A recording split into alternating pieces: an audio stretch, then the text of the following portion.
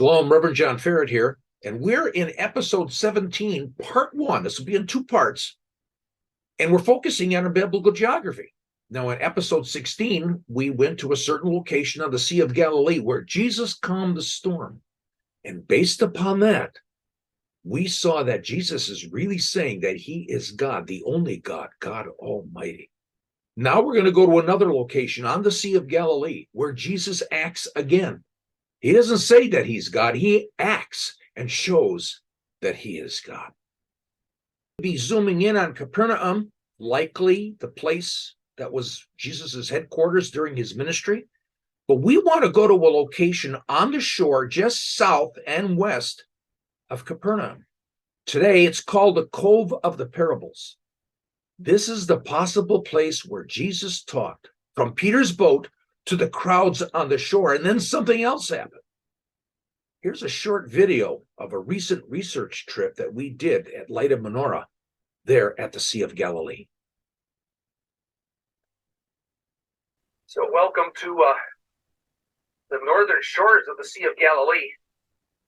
And we remember a story where it says that Jesus was walking along the shore while Peter, his brother, maybe John and James, were drying their nets after a night of fishing.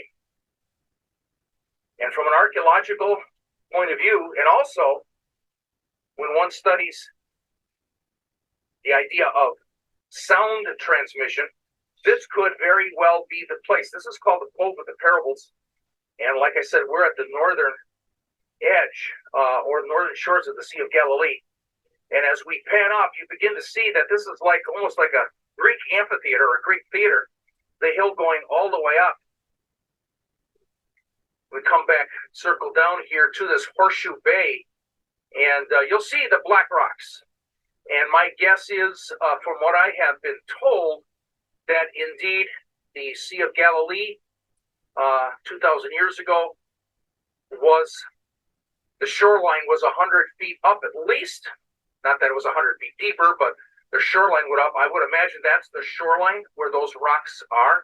And it could have very well been that Peter and Andrew and others were drawing their nets more up there than the current shoreline. But the point being is British sound technicians had come here and trying to figure out where is it that Jesus could get in a boat and teach a large crowd.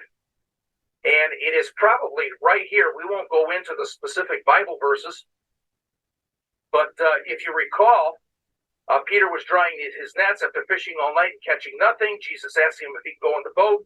They do. They pull out, and Jesus speaks to the crowd. And the British sound technicians have tested this area where they went out in a boat about 20 or 30 yards, probably right in the center of this cove, this U-shaped area, like a Greek theater.